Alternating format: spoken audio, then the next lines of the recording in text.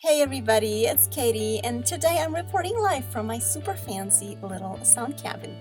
And I'd like to talk to you guys a little bit about different song structures and why it is really important and actually super wise to stick with certain rules, especially when writing commercial music. So please watch the following video lesson and have fun with it.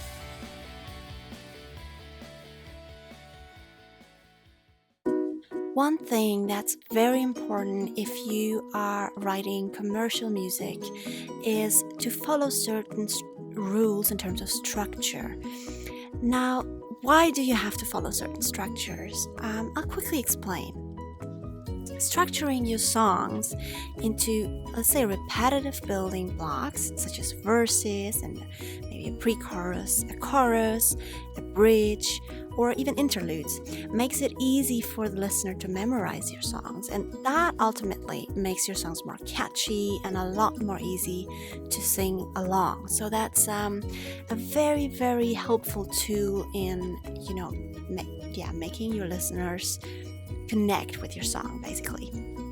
But don't worry, structuring your song doesn't mean it's going to be super predictable or less interesting to a listener. Just because they can anticipate certain things doesn't mean it's boring or just dull. So the song structure is more like an orientation and reinforcement.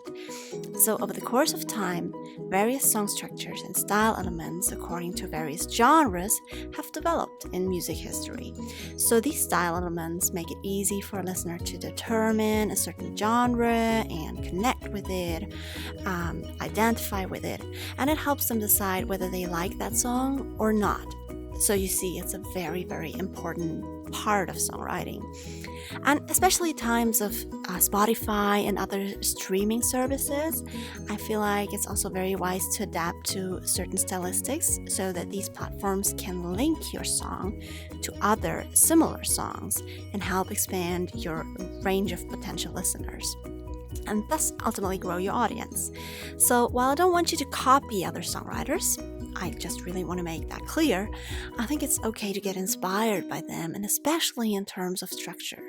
So build your songs on common grounds and it is much more likely to be a successful song.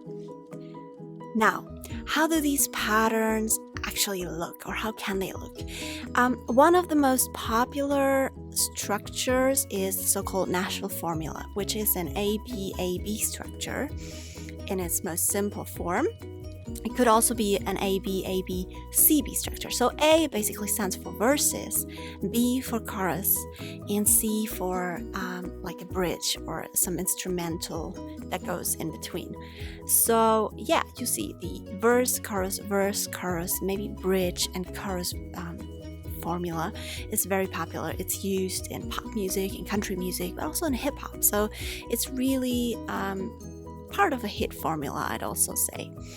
The AAVA structure, or sometimes AABABA structure, is more common in swing music, jazz music, also widely spread in blues and folk music and just traditional music.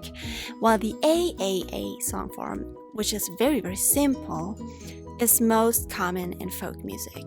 To give you an idea, take a look at some of the songs that you might know. For example, the Nashville formula is used in songs like New York by Alicia Keys, Humble and Kind by Tim McGraw, Hello by Adele, and countless others, of course.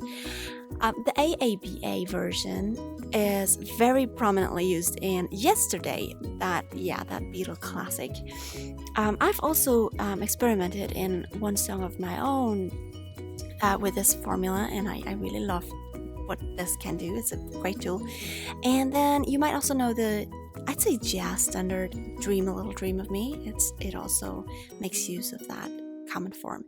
And the AAA version, it sounds very boring, but if you look closely, it's used in songs like Amazing Grace or The Rose by Bette Midler, which are fantastic songs, and they are not boring at all, I feel like. I mean, I guess you have to focus more on strong lyrics, especially in these songs, because these songs emphasize the story more than the melodic concepts.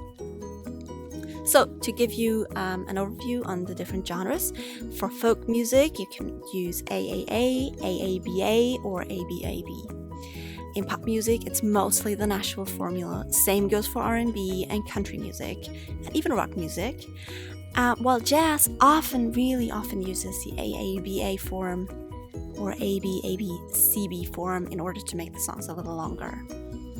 So yeah, I hope that was a good overview for you, and I hope you'll incorporate these different styles, and I highly recommend to experiment a little bit with them.